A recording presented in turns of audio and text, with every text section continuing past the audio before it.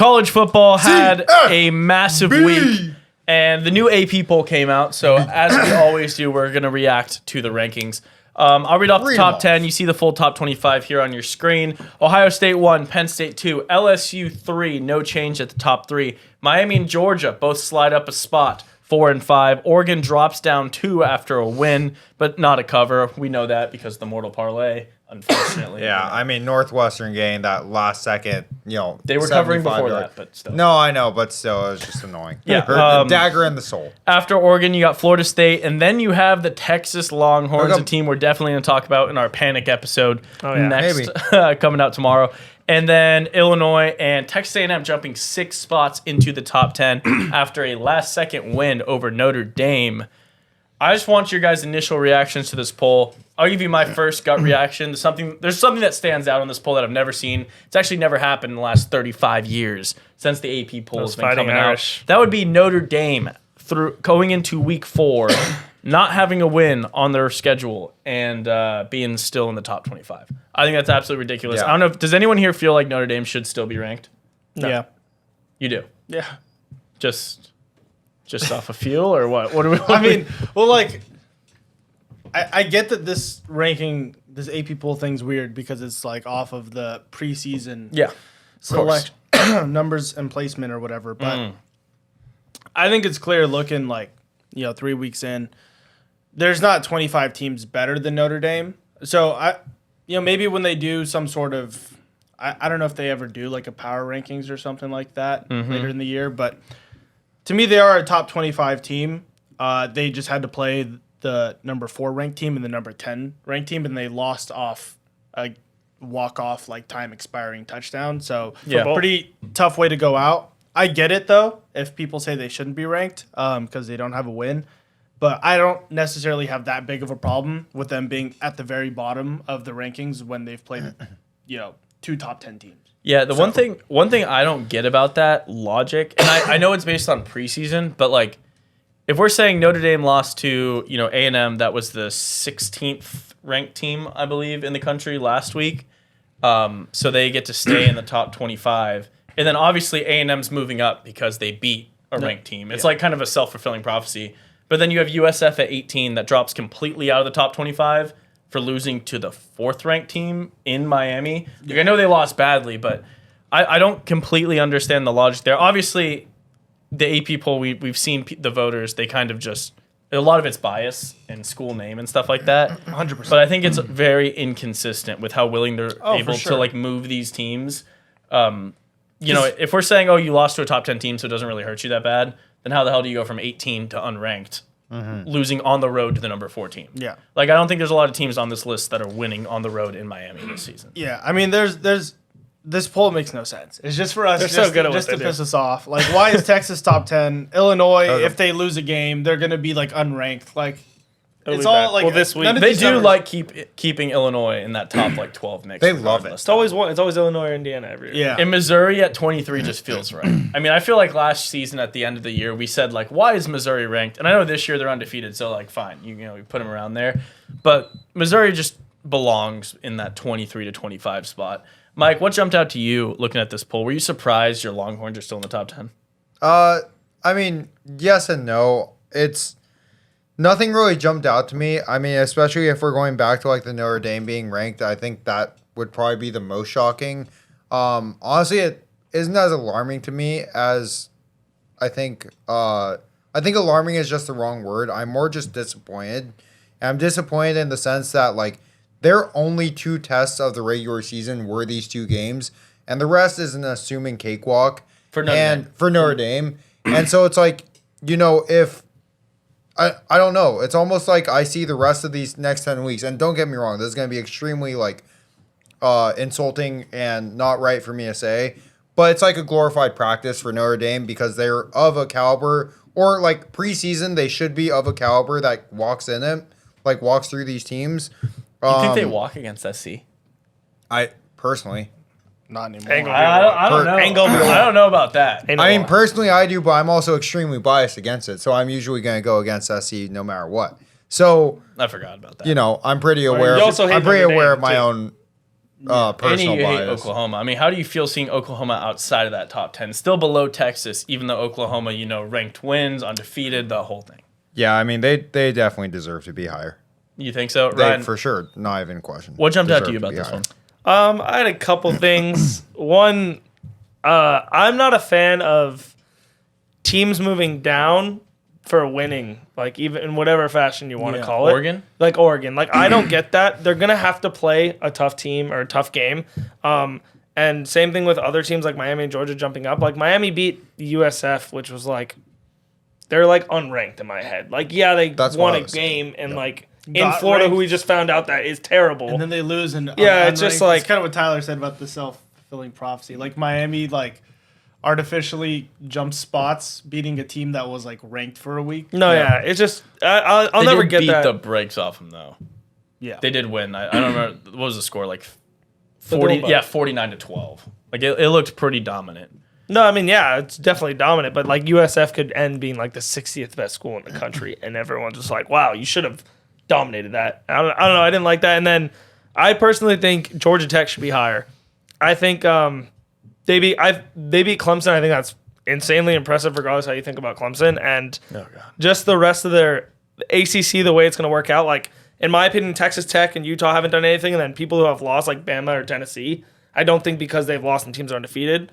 Georgia Tech should be higher. They had a ranked win and they're undefeated. Yeah. Like Tennessee, Bama, Utah, Texas Tech don't have a ranked win, and two of them are not undefeated. So I just think it's an interesting spot. that's That kind was- of why it's like weird for me, like Texas being the only team in the top 10 with a loss when you have like Oklahoma who has ranked wins and undefeated. Yeah, that's criminal. It's just weird, like having Like it's just A&M clear should be bias. above Texas 100%. It's Like, just no clear sweat. bias. I'm not saying that like if they went head to head that those teams would win, but I'm saying if you're going to go off the top 10 teams that Resume. have looked the best, Yeah. there's no way that Like, they're the 8th best team. I agree. I know that Bama was ranked early, so Florida State's win over Bama threw Florida State up high, and then now that Florida State continues to look good, that loss looks better for Bama, but they could not wait to get Bama back in that top 15. Oh, they were. Oh, yeah. I mean, Bama dropped out of the top 25 completely, is now at 14 after beating unranked UL Monroe and unranked Wisconsin, Yeah. both at home. That's 20 plus. Yeah, as 20 plus point favorites both games. Like I think UL Monroe was like 40-point spread, but they just like won 2 cakewalks and immediately skipped over every single school. Now they're 3 spots behind Oklahoma. Well, did you know Ryan Williams is 18? I did. I had heard about that. Not No quite the point. story that a 17-year-old Ryan Williams would have. Only other thing I thought was kind of weird was just Tennessee not moving down for a loss. You've seen basically all season long, any team that loses moves down at least the following week. Yeah. I think they're the first team this season to lose and not move. I actually don't mind it. I think that's kind of what polls should do if you like lose to Georgia, who's a top 5 team. Like I think if you have the number 1 team, Ohio State, and they go beat Illinois by 1 point or whatever, should Illinois drop for losing to a team they're supposed to lose to? Maybe. I don't know. It's kind of a matter of A opinion. spot at most. Yeah, but like I actually like the way they did it, but it's the first time I've seen them do it. Typically, they're real eager to just drop teams drop off a for cliff. having a number on their loss column. But I feel like otherwise it's pretty chalk. They couldn't wait to get South Carolina out of those rankings. Arizona State, after having 1 loss, dropped terrible. from 12 to oblivion. Now they're not even the next 7 others receiving votes column. I feel like Vanderbilt shouldn't be that high. Just throwing that out there. I mean, they do it. It's like Missouri and Vanderbilt are the same team. They are SEC. They though. beat one team. Every year they're gonna have one stamp win. Then they're gonna move in the rankings and then look like shit for most of the rest of the year. It's I don't the- know. I don't know. Diego Pavia could become president of the United States. So You've been saying him for president for a long time. I mean, Diego Pavia for president. This just totally the back half of the rankings always feels to me like it's teams aren't going to make the college football playoffs or really do anything. But hat's coming off. What's going on? Oh, it's just getting hot. Texas is Getting dropping. hot okay. up in the All right. hair. But it's built to bolster SEC strength of schedules. Like I know they're undefeated for not playing very hard teams, but you have Ole Miss at 13. and Auburn, Missouri. Yeah, Vandy 20, Auburn 22, Missouri 23. Those are teams that are going to lose 4 or 5 games this year for sure, but they're going to be Wow, what an ranked impressive wins win. at the time that other teams beat them. But besides that, no real comments. I didn't think anything's crazy.